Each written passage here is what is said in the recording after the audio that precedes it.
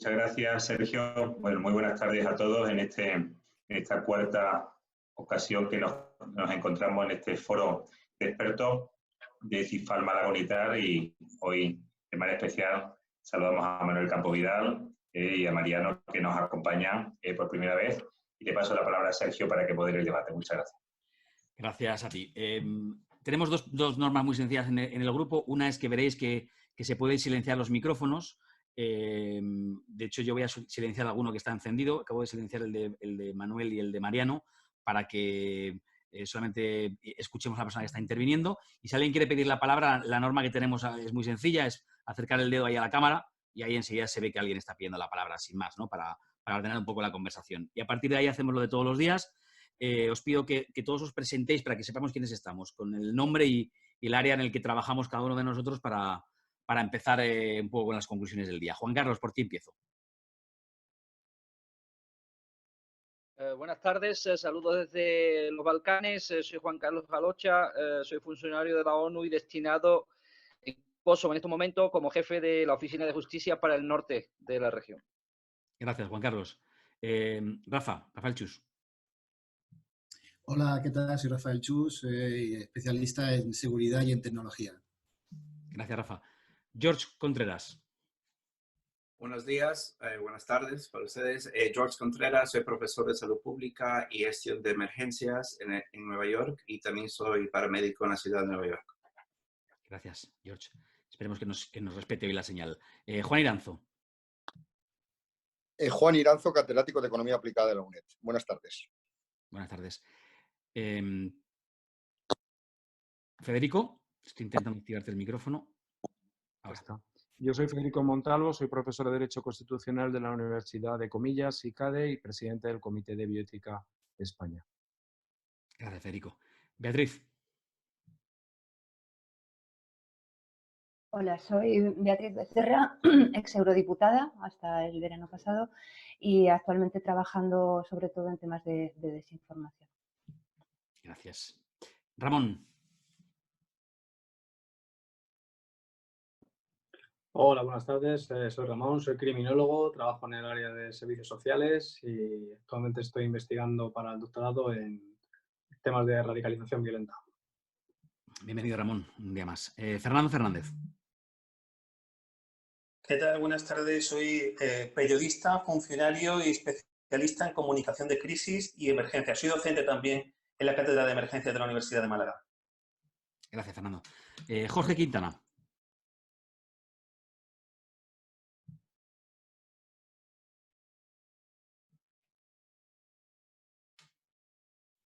No te escuchamos, Jorge. Tienes activado el micrófono, pero no te escuchamos. Por alguna razón, no te oímos. Mientras lo solucionamos, intenta arreglarlo o luego si no puedes arreglar, nos mandas por el chat tu presentación. Julio Andrade.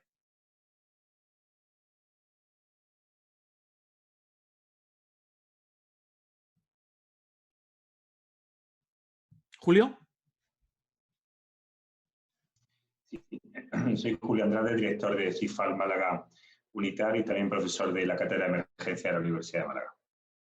Gracias, Julio. Francisco Martínez. Buenas tardes, soy Paco Martínez, soy profesor de Derecho Constitucional también en ICADE y he tenido cargos públicos en el ámbito de la seguridad. Gracias, Paco. Carlos Sisdedos. Buenas tardes, soy Carlos Sisdedos, soy analista de inteligencia y bueno, doy formación en diversos ámbitos y universidades y espero aportar a lo que podamos durante el día de hoy. Gracias, Carlos. Una de las personas que se incorpora al grupo es Manuel Campo Vidal, de sobra conocido, pero bueno, te pido que te presentes mínimamente, Manuel. Sí, yo soy Manuel Campo Vidal, soy periodista y doctor en sociología, presidente de Next Educación y encantado de reunirme aquí. Yo con gusto me quedo a escucharos a todos porque veo que hay personas enormemente interesantes en esta reunión. Y no sé, Sergio, cómo vas a poder hacer hablar a todo el mundo, porque somos muchos para pocos minutos, ¿no? En media hora, pero hasta ahora lo estamos casi cumpliendo. Decimos media hora, solemos hacer 35. Vamos a intentarlo. Pero un placer estar aquí. Bienvenido, Manuel. Manuel Moyano. Muy buenas tardes a todos. Soy Manuel Moyano, profesor de Psicología de la Universidad de Córdoba. Un placer estar aquí un día más. Gracias, Manuel. Alejandro. Tenía preparado todo para ir rápido y al final he ido lento. Alejandro Fernández Cernuda, trabajo en Global Cyber Alliance, que es una organización internacional de ciberseguridad y ciberhigiene, y desarrollamos soluciones, desarrollamos y compilamos soluciones gratuitas para que la gente tenga un nivel mínimo de ciberseguridad. Y estamos trabajando muy duro en estos días por el tema de los ciberataques y el teletrabajo. Y poco diré más. Acuérdate de acercarte luego el micro, que te seguimos oyendo lejos. Está muy bien lo de que entres siempre con... que no se nos olvide por dónde trabajas. Está bien. Mariano. Mariano Gerván, es prosecretario del Senado argentino y director de la carrera de especialización en políticas públicas en la Universidad Católica de La Plata. Bienvenido. Bienvenido, Mariano Cerdán, también por primera vez a este foro. Bueno, básicamente veréis, lo primero que, más allá de la presentación, que os pido cada uno en vuestras diferentes áreas y en la medida en que hayáis visto alguna novedad a lo largo del día, pues pregunta muy abierta, ¿no? Intentamos conectarnos hasta ahora con la idea de resumir cuáles son los principales hitos, si es que los ha habido en cada uno de los ámbitos en los que trabajamos. Y siempre empiezo preguntando por el tema más urgente, que es la sanidad. Todo lo relacionado con sanidad o avances médicos, investigaciones, etcétera. ¿Ha habido algún avance en este sentido en el día de hoy? Siempre miro aquí hacia Federico. No, tampoco ha habido ninguna novedad. Se está hablando ya de los posibles tratamientos. Esta mañana he escuchado a Clotet Buenaventura y parece que se va a tardar todavía un poco. Es verdad que hay una cosa que también habría que mejorar, y lo digo rapidísimo. Se están usando varios medicamentos de forma experimental, medicamentos contra la malaria y contra el VIH, en casos más graves. El problema es que tampoco se está coordinando el uso, porque eso sí que podría ser una información excepcional si se creara una red en la que se compartiera la información y se siguieran unos criterios que se pudieran compartir. Porque a lo mejor nos encontramos que un medicamento ya comercializado puede servir. Pues el problema está siendo un uso, digamos, muy concreto en cada caso sin coordinarlo. Ahí hay también un déficit. Y ahí podríamos ganar bastante tiempo. Pero tampoco hay ninguna novedad. La semana que viene va a ser, como decíamos, esperemos la semana que veamos ya el túnel final. Federico, el otro gran asunto, y además polémico del día, es qué ha pasado con los test para detectar coronavirus que ha comprado España. Si funcionan, no funcionan, si se han comprado en el café correcto o no. ¿Qué ha pasado? Eso lo cuento en otro... No, pero eso, un poco cuál es tu opinión, es que ¿no? No, vamos a ver, es que la semana pasada también me enteré de algo sobre eso directamente y me quedé muy preocupado y es que la noticia lo confirma. Yo no sé si ha sido una decisión esta vez política por hacer algo, mostrar que se hace algo siguiendo el modelo coreano, pero parece que había dudas ya desde el comienzo sobre esos. De hecho, yo puse en duda que fuera útil porque si el confinamiento está funcionando, el poder usar unos test que no son absolutamente fiables, que puedan dar, y lo hablamos en una de las reuniones que tuvimos, uno de los chats, que sean fiables y que puedan generar falsos negativos, pueden generar una sensación de no vulnerabilidad que se puede cargar el confinamiento. Pero bueno, eso ya en otro, tranquilamente, lo hablamos. Veo que la imagen de Mariano no se ha quedado congelada. No se ha quedado congelada. Mariano, te quería preguntar cuál es la visión, la información que está llegando en este momento a México y cómo estáis viviendo, ¿no? Hemos ido viendo esa evolución desde China a Italia, al principio no demasiado preocupados y luego pues finalmente se ha demostrado que se perdió un tiempo valiosísimo. Lo mismo ocurrió a España cuando veíamos lo que estaba sucediendo en Italia, lo mismo está pasando en otros países del entorno de la Unión Europea cuando están viendo lo que está ocurriendo en Italia y en España. Bueno, ya estamos con evidentemente casos en todo el mundo. ¿Qué se está haciendo? ¿Cómo se está abordando en México? Argentina. Me dicen que es Argentina, perdona, había apuntado mal el... No te escuchamos, Mariano. Argentina... Discúlpame. Sí, se ha apurado mucho el sistema de confinamiento, está funcionando bastante bien. Sin embargo, tenemos centralizado el sistema de tests y en principio aquí hay una demanda de los gobernadores locales de mayor cantidad de kits para hacer tests en laboratorios locales, porque hasta ahora el 70% de los casos son en la ciudad de Buenos Aires y alrededores, pero se están empezando a encontrar algunos focos importantes en algunos lugares del interior del país, fundamentalmente aquellos en donde están radicadas empresas que son subsidiarias o tienen convenios tecnológicos de asistencia con empresas europeas. En el caso concreto, por ejemplo, Italia, de donde se han importado la mayor cantidad de los contagios que tenemos registrados aquí en Argentina. El tema de los test es un debate aquí, no solo porque algunos gobernadores están pidiendo kits portátiles, no solo los chinos, sino que aquí también hubo una oferta del gobierno alemán de proveer algunos kits que, bueno, el gobierno nacional por ahora no los ha homologado y no los ha aprobado. Seguimos con un sistema descentralizado, con una red de laboratorios, en este momento en 6 provincias del país. Ese es el estado de la cuestión. En tu opinión, ¿crees que... Te voy a pedir disculpas, que me haya apuntado yo mal, no me haya apuntado bien la información. Mariano, hay una cosa que sí que me gustaría que nos contaras, y es cuál es la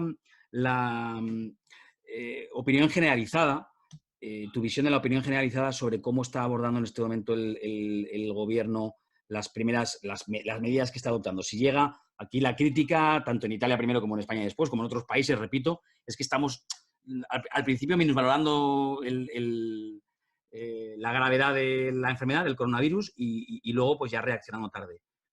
¿Cómo se está viviendo allí? Aquí en general el respaldo que tienen las decisiones del gobierno es muy alto.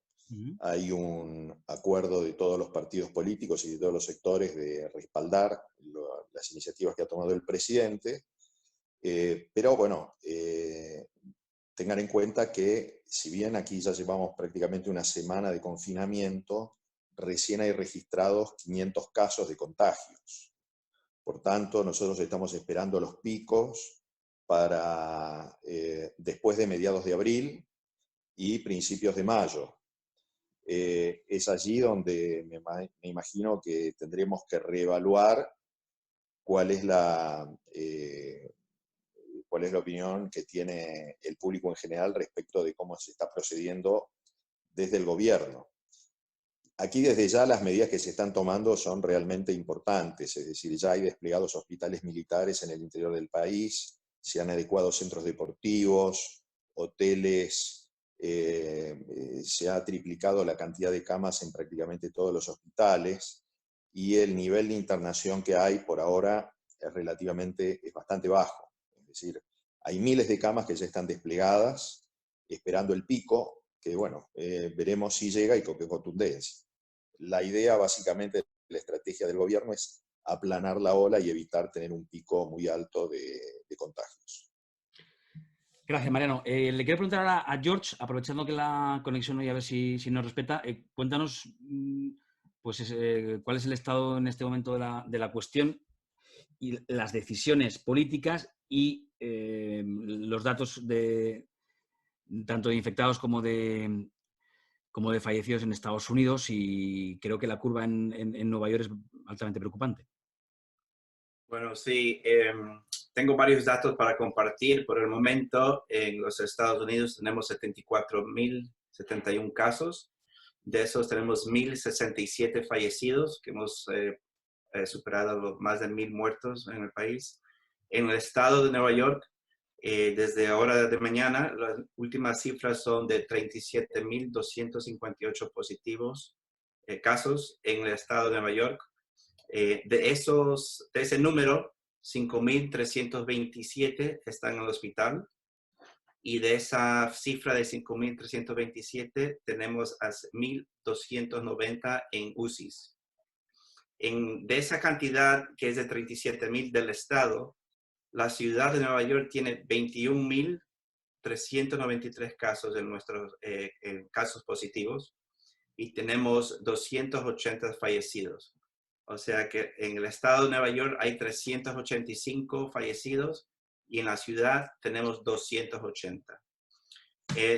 Por el momento tenemos, como ha dicho el gobernador del estado de Nueva York y el comisionado de salud, están preparando para recibir la ola, que el pico vendrá en unas 2 semanas más o menos.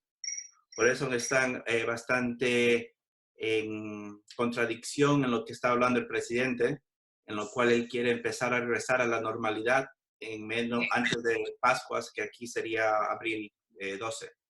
Entonces está muy preocupado por eso, porque la dirección a nivel nacional no compagina con los expertos y las predicciones de los expertos de salud pública, de lo cual el estado de Nueva York y particularmente la ciudad de Nueva York está como epicentro de lo que está ocurriendo en los Estados Unidos.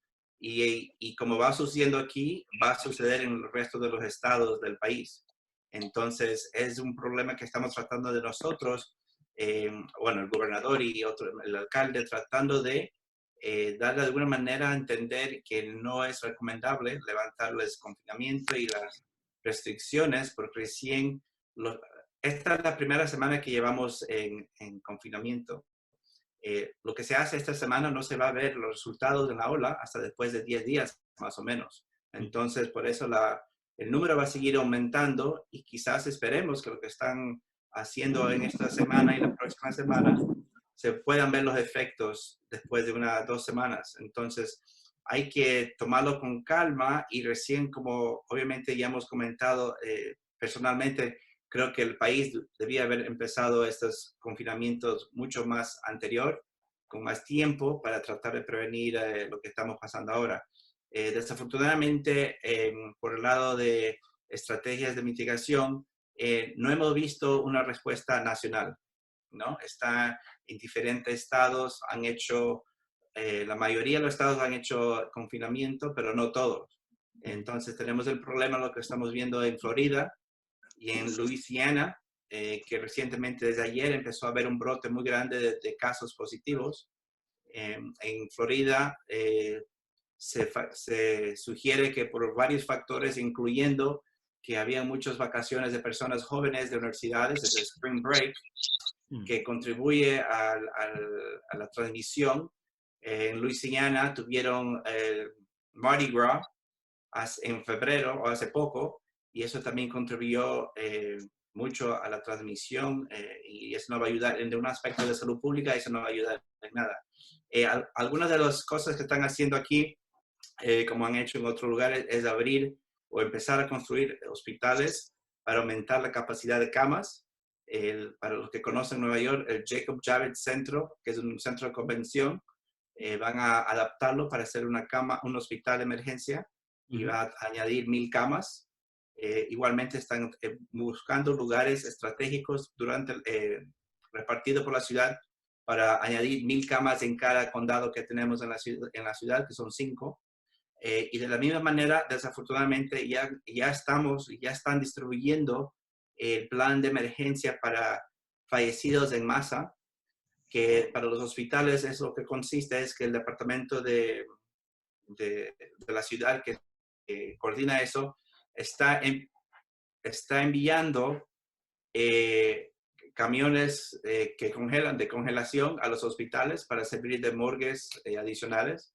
Cada camión tiene una capacidad de 48 camas o espacios y eso están repartiendo 38 de esos camiones ahora. Desde ayer están repartiendo porque los hospitales ayer un hospital tuvo 13 muertos en un día y obviamente está siendo muy caótico en muchos de los hospitales. Gracias, George. Bueno, nos decía al inicio Manuel Campovidal cómo hacemos para hablar todos en el tiempo que tenemos, evidentemente, pues saltándonos la norma de que a menos cuarto acabábamos, unos minutillos más. Os lanzo una pregunta a todos. ¿Cuál es el dato para ser optimista del día?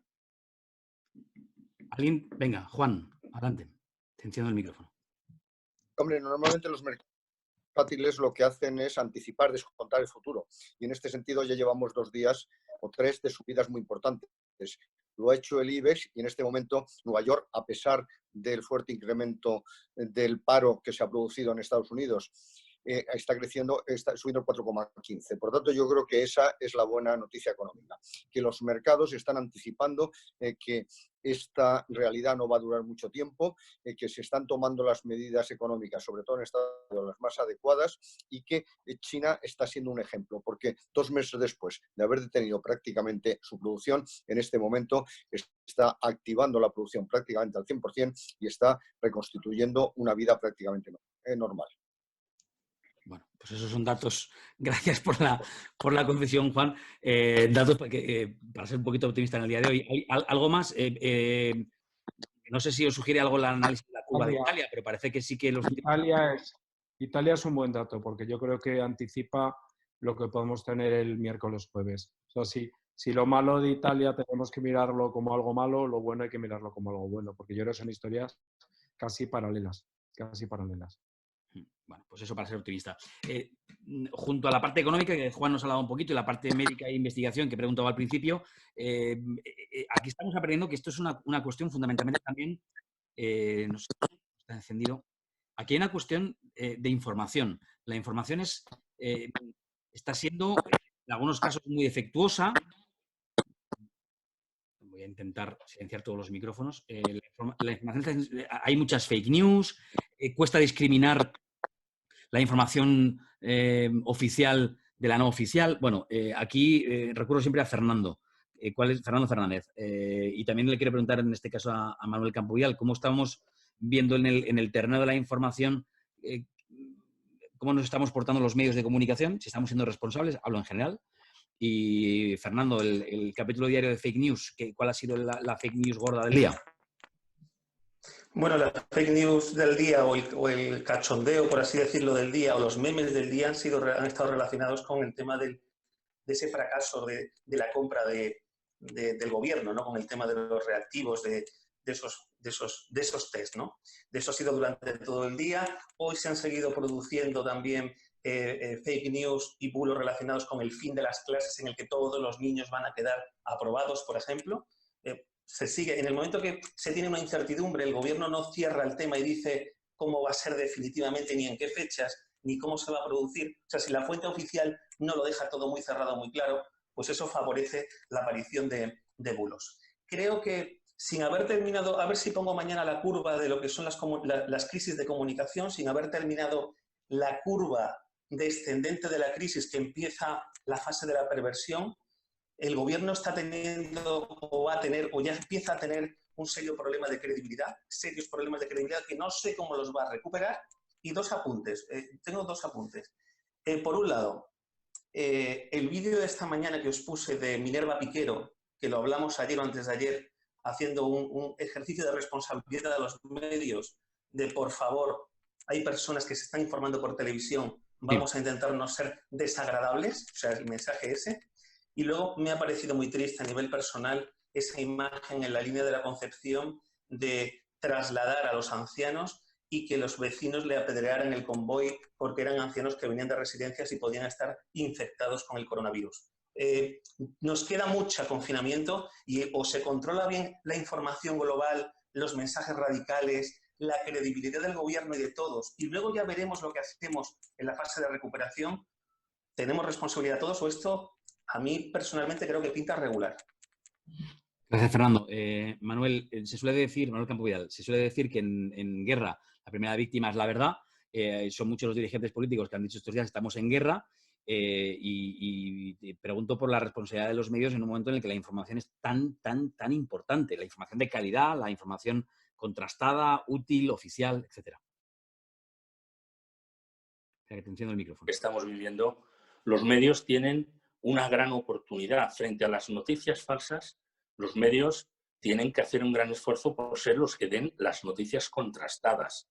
Tienen que sustituir esa pelea por el voy más rápido por el soy más creíble. Yo lo leo como una oportunidad. No todos los medios lo hacen, pero debemos hacerlo, o de lo contrario, en líneas generales, el periodismo y los medios normales podemos quedar barridos y podemos quedar seriamente tocados en nuestra credibilidad. Por supuesto que quedan los políticos, determinados personajes extraños que se han colado aquí en medio, por supuesto los especuladores, que los hay muchos, y hay mercado negro, como todos sabemos.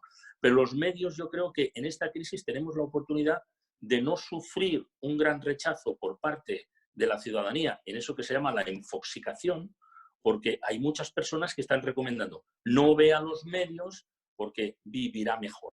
Entonces, yo creo que los periodistas y los medios tenemos la gran oportunidad de ser los que nos acerquemos más a la verdad. Ya sé que la objetividad no existe, todo ese tipo de cosas, pero desde luego no podemos entrar en esas dinámicas de a ver quién lo da más rápido, porque la posibilidad de que de esta crisis, cuando salgamos, que saldremos, salgan muy tocados los medios que ya vienen bastante malheridos en su credibilidad, pues francamente es muy alta, esa es mi opinión.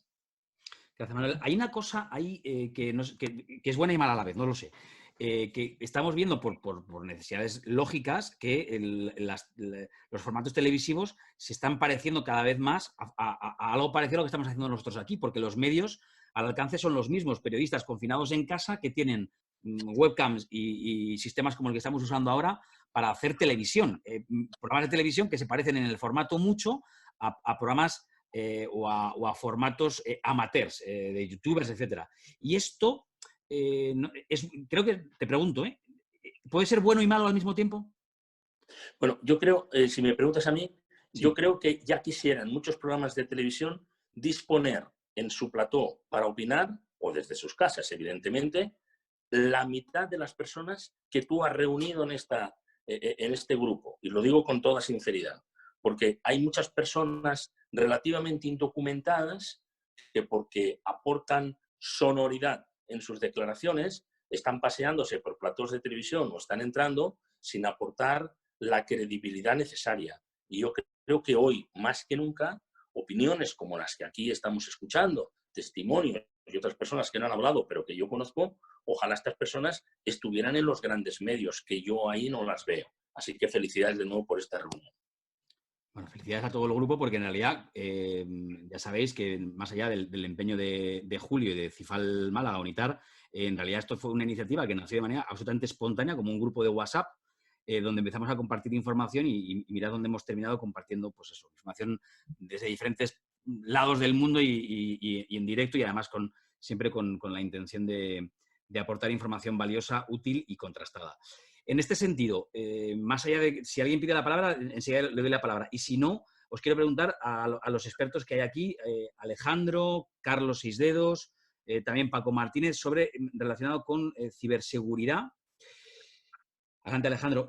Hay una cosa, mira, hoy mismo yo he recibido por primera vez, han pasado unos cuantos días, desde que estoy trabajando en casa, he recibido una circular de mi empresa, de Radio Televisión Española, extremando al máximo las medidas de seguridad, de ciberseguridad y permitiendo entrar a la red local solamente desde equipos propios de la televisión. Es decir, que yo no podría acceder ni siquiera con una VPN porque no tengo un equipo propio de la televisión a la red, a la intranet, ¿no? Que ya es una medida bastante potente para impedir que se cuele nada extraño. ¿Es como hay que actuar, Alejandro? Sí, justo, mira, ayer lo hablábamos porque ya está la página web ya está en marcha, creo que la he compartido con el grupo, si no la vuelvo a compartir. Va a estar solo en inglés, es una pena, pero bueno, mañana o pasado habrá un blog en español también, así que vamos a ir poco a poco actualizando. Es fundamental utilizar las que te dé tu empresa, y si te da tu empresa una VPN, utilizarla. O sea, no puedes tenerla y no utilizarla. Hay que seguir las reglas de tu empresa. No vale cualquier VPN, porque hay VPNs que pueden estar, que no son seguras, o sea, si no, te la tienen que proporcionar y tú tienes que utilizarla, ¿vale? Ese es el consejo que damos nosotros al menos. Yo quería hablar para dar las gracias a Carlos por el archivo famoso que nos pasó a nosotros, entre otras organizaciones, y está teniendo un impacto brutal. Es un archivo para, bueno, igual no lo sabe la gente aquí que está viéndonos, es un archivo de varios miles de dominios relacionados con coronavirus, creados para hacer estafas, sobre todo, la mayoría de ellos, y difundir falsas noticias. Y bueno, lo hemos compartido en varios grupos y está teniendo un impacto, si me permitís, de la leche. Está todo el mundo emocionado. O sea que me gustaría que Carlos dijera algo y aprovechar el tiempo que he tenido para darle las gracias porque es un trabajazo. Pues venga, Carlos, adelante. Bueno, realmente fue una iniciativa que realicé junto a Francisco, un amigo, en el cual, bueno, nos planteamos a nivel de una charla como esta, nos planteamos, oye, ¿y si hicimos una investigación? Porque nos preveíamos que iba a suceder lo que está sucediendo. Que estaba habiendo un gran volumen, una gran campaña, tanto de phishing como de cualquier otro tipo de... Mira, no sé si puedo compartir pantalla, ya aprovecho. No sé si puedo. Dame un segundo porque la había bloqueado antes porque se había colado. Ah, vale, perdón. La había bloqueado, pero ya puedes. Vale, vale. ¿Sí? Sí.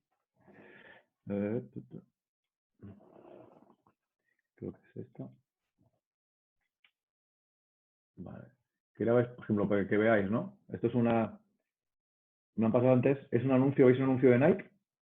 ¿Lo veis correctamente? Sí. Sí, vale. Bueno, simplemente está diciendo que a partir de que compras unas zapatillas, pues te las van a regalar gratis, ¿de acuerdo? A partir de aquí, bueno, tú puedes ir siguiendo y te va llevando una serie de páginas donde realmente lo que va a buscar es... No vemos el anuncio de Nike porque lo que vemos en primer plano es un anuncio de Nike, pero después un dibujo que pone "Forget all of your exes with this sexy game". Ah, vale. Bueno. A mí yo no lo veo. Bueno. Por alguna razón se te cuela eso ahí. Bueno, dejaremos. Bueno, la idea que quería mostrar es que está habiendo un aumento brutal a nivel de utilización de este tipo de dominios y de noticias a la hora de facilitar. Está habiendo campañas de phishing muy importantes. Ya vimos la semana pasada cómo intentaron acceder al sistema sanitario. Algunos de ellos entraron, lo único que no se ha hecho público. ¿De acuerdo? Pero vemos que ha habido una gran campaña y va a haber, de ahí que cada vez tenemos más importancia el poder detectar ese tipo de dominios. Como mínimo, hay empresas que se dedican de forma profesional a bloquearlo y evitar pues que podamos navegar por un dominio que nos pueda infectar. De ahí un poco, imagino, pues las medidas que están tomando las grandes empresas para intentar evitar ser víctimas pues, de un ransomware, porque en tu correo personal recibas un mail y de ahí pues te puedas infectar y de ahí que se pueda lanzar a toda la red, ¿no? Y bueno, agradecer también a Alejandro la facilidad que ha hecho para poder difundir este trabajo. Sobre el tema de fake news que comentabais antes, quería comentar una cosa que me parece muy, muy relevante, que si ya tenemos una gran problemática a la hora de controlar fake news y a la hora de poder llegar con información veraz, estoy viendo, o me da a mí la sensación que a partir de hasta hace un par de días se ha mantenido por parte de algunos grupos, algunos sectores de los medios, bastante cautela a la hora de dejar trabajar al gobierno, pero me da a mí la sensación, igual me equivoco, si me equivoco me corregís, de que me da a mí de que el tiempo que se le ha dado de margen en el cual no se iban a hacer grandes campañas de acoso y derribo ya ha acabado. Y vamos a estar trabajando mediante, por un lado, con fake news, por otro lado, los ciberdelincuentes y por otro, campaña de desinformación o ataque al gobierno, que lo que van a hacer van a enturbiar un poco todo lo que es la comunicación directa al ciudadano. Simplemente comentar ese tipo de elementos. Gracias, Carlos. Muy interesante lo que habéis comentado tanto Alejandro como Carlos. Tenemos que ir poniendo punto final y entonces quiero dar la bienvenida a Rafael Vidal, que se ha incorporado ahora al final. Hola, Rafael. No sé si tienes el micrófono abierto, si quieres aportar algo del ámbito en el que trabajas o si quieres darnos tu titular del día. Y si no, Beatriz, Ramón y Jorge... creo que, bueno, y tampoco Paco Martínez, no me ha dado tiempo de preguntaros nada concreto. No sé si queréis, antes de despedir, dejar aquí en el grupo del día, dale Ramón, una reflexión de la jornada también. Bueno, por lo que estaba comentando ahora, sí, por lo que estaban comentando ahora mismo, por destacar, ¿no? Los ciberataques que hay. Creo que hoy ha habido un ciberataque contra empleados de la OMS para el robo de sus contraseñas dentro de la Organización Mundial de la Salud, ¿no? Entonces, estamos viendo cómo va incrementándose este tipo de ataques. Gracias a que nuestras grandes empresas, como pueda ser Telefónica, diversos bancos, están muy bien parapetadas para detectar este tipo de ciberataques que estamos recibiendo, ¿no? Entonces, bueno, es romper una lanza por ese gran trabajo que están haciendo a día de hoy muchas personas que están en el anonimato, ¿no? Y también quería preguntaros, o a ver qué opináis sobre esa persona que ha salido en Valladolid del hospital y que después de tener el alta médica ha fallecido a las 24 horas en su domicilio, ¿no? ¿Creéis que puede ser una tónica que se pueda generalizar o que pueda haber más casos de estos?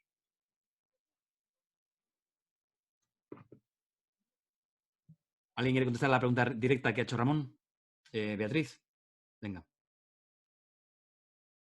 Bueno, yo quería contestar otra cosa, pero de paso a eso también porque me preocupa mucho. Lo que has dicho del ataque a la OMS, que luego me ha mandado Carlos el enlace para entender un poco más cómo se estaba produciendo, parece ser que eso fue el 13 de marzo, que se ha sabido ahora y se ha confirmado cómo fue, pero ya el 13 de marzo se produjo ese ciberataque que afortunadamente no prosperó, pero que nos da una idea también por abundar en lo que hablamos de qué manera tenemos que afrontar los ciberataques en casos, en circunstancias como estas, como terrorismo, ¿no? En el marco legal y de actuación global y de consideración unificada a la hora de responder. Y en lo que decía Ramón, a mí una de las cosas que más me preocupan, que me parecen más graves de la situación hoy, es el número de personas que hay en UCIs. Estamos hablando de casi 4.000 personas que están en... Yo no sabía ni que había tantas plazas o que se podía llegar a habilitar tantas plazas de UCIs en España. Las UCIs, el que sean efectivas, es decir, el que posibiliten prolongar la vida a personas con neumonía muy grave, para que un tratamiento les haga efecto, va a depender de que tengan respiradores, y no hay respiradores. Los respiradores que ha comprado el gobierno no sabemos cuándo van a llegar, porque ese pedido parece que puede tardar hasta 8 semanas. Me parece que la gran preocupación ahora mismo son los respiradores y es la salud física y mental del personal sanitario. Me parece que es obvio, ya no solamente los que ya sabemos que están contagiados porque se les ha hecho la prueba, sino a todos los que no se les ha hecho la prueba precisamente para no tenerlos que retirar. Y desde el punto de vista de la salud mental del personal, me parece que estamos doblando la esquina de una situación muy, muy grave. Por lo tanto, creo que la renovación o el permitir que haya personal sanitario nuevo de donde sea. Yo he insistido mucho en los 5.000 médicos venezolanos que hay en España y que no se les permite trabajar por diversas razones. Hemos visto en Italia que no han tenido ningún problema en traer médicos de Cuba o de Rusia, aunque eso haya implicado también otras manipulaciones desde el punto de vista de la información también, ¿no? Pero creo que ahora mismo, dentro de esta debilidad manifiesta del gobierno, dentro de esta absoluta falta de credibilidad y de tensión en la población, creo que hay que dar certezas, y las certezas vienen sobre todo en hacer cosas efectivas que tengan que ver con problemas concretos. Y el personal sanitario no solamente trabaja en el hospital, va a su casa y está permanentemente en los medios de comunicación. Y eso al final es lo que está llegando a las casas. Me parece que tenemos que tomarnos muy en serio la salud mental, no solo de los que estamos confinados, que también tienen lo suyo, sino sobre todo del personal sanitario. Gracias, Beatriz. Veo que Ramón te aplaudía lo que decías. Mirad, estaba la cuestión, ya estamos fuera de tiempo y no quiero que nos alarguemos mucho más. Me han pedido la palabra Ramón, no sé si al rebote de lo que decía ahora Beatriz, Manuel Moyano también me pedía la palabra y Francisco Martínez. Son las últimas, bueno, y Rafa Chus también me pedía las últimas palabras porque nos tenemos que marchar. Pero antes, es verdad que no me acordaba yo que Jorge no tenía el micrófono habilitado y nos comparte a través del chat. Dice... como noticia también, a nivel internacional, está la decisión de la orden de búsqueda y captura de Maduro durante esta crisis. Curioso momento para tomar esa decisión, comparte Jorge. Por cierto, que me ha parecido muy interesante, Jorge, también lo que dices. Aquí en el chat dices, hoy hemos hablado con fábricas en China y confirmando pedido hoy, entiendo que de respiradores, estarían a mediados de mayo. Bueno, tremendo. Ahí seguís con el debate en el chat. Os pido que no me habláis de debates paralelos porque no me dan las manos con todo. Y es una pena que no lo perdamos. Venga, hacemos ese orden. Ramón, Manuel, Francisco Martínez y Rafa Chus, por favor. Bueno, yo simplemente un pequeño apunte muy rápido. Como coordinador del grupo de terrorismo del Colegio de la Criminología de la Comunidad de Madrid, estamos intentando hacer una comparativa, cuando lo tengamos hecho ya lo compartiré, de las muertes violentas en masa que se pueden dar durante un atentado terrorista de teología yihadista a las muertes en masa que se están produciendo a día de hoy en los hospitales por el COVID-19, ¿no? Entonces, por un lado, ver esta comparativa y por otro lado también analizar un poco lo que es la respuesta que está dando el gobierno con tanto lenguaje bélico, ¿no? No sé si estáis oyendo las ruedas de prensa del gobierno que habla de compatriotas, soldados contra el virus, todos somos soldados. Bueno, estamos ahí haciendo un pequeño trabajo, a ver si en los próximos días lo podemos compartir para que lo veáis.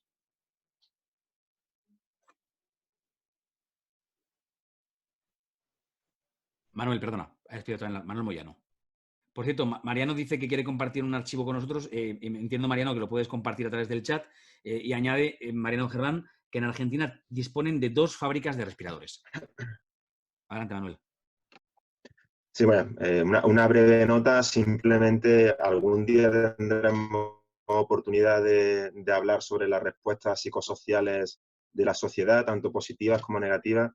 Yo simplemente quería hacer una pequeña reflexión sobre lo importante que es en este momento que todos estamos atendiendo a lo urgente e importante, a cuestiones vitales, para que al menos en determinados foros, determinadas cuestiones de cara al medio largo plazo, al futuro, se fueran analizando para que no nos coja el toro, de cara a la prevención de futuros escenarios que se van a ir dando en los próximos meses.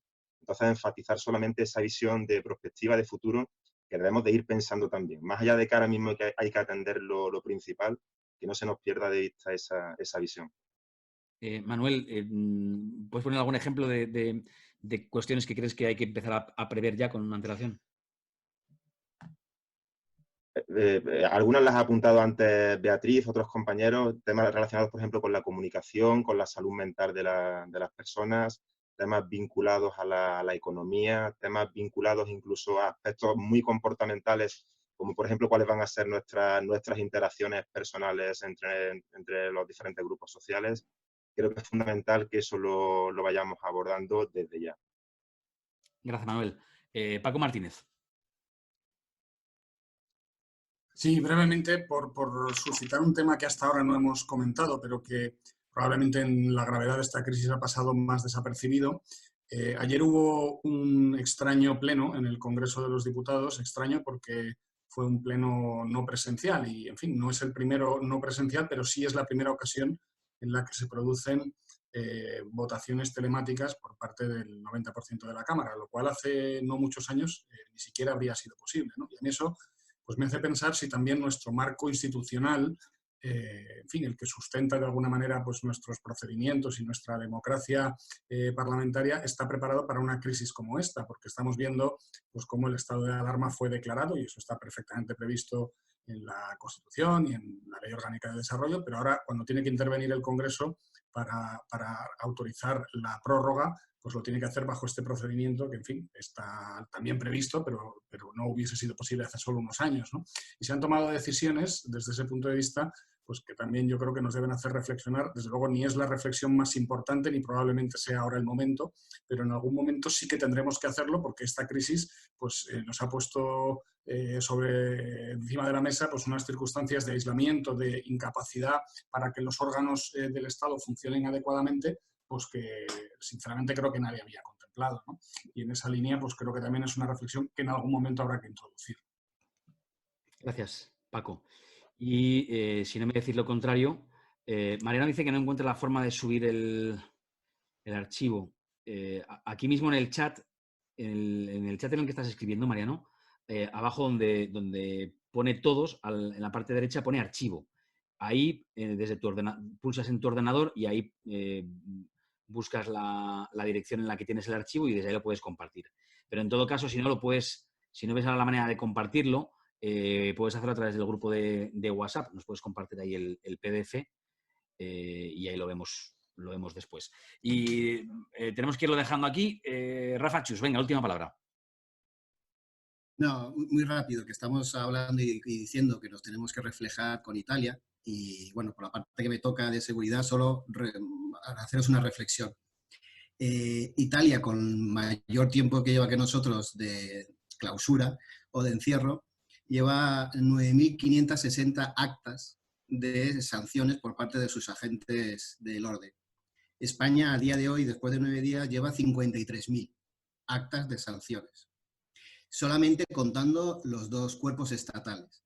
A eso añadir que hay 587 detenidos por 128 de Italia y que cada día hay un 15% más. O sea que si durante un elemento que hay que tener en cuenta que como esto va a ir durando en el tiempo, hasta dónde vamos a ir viendo, y no solamente es porque sea diferente el español del italiano en su comportamiento social, es porque en Italia han hecho un salvoconducto que elimina mucho de aquello de picaresca y demás. Un salvoconducto de que por sí ya la gente reconoce, que conoce las limitaciones que tiene a la hora de moverse y demás. Que aquí en España empieza a discutirse ahora si hacerlo o no conveniente.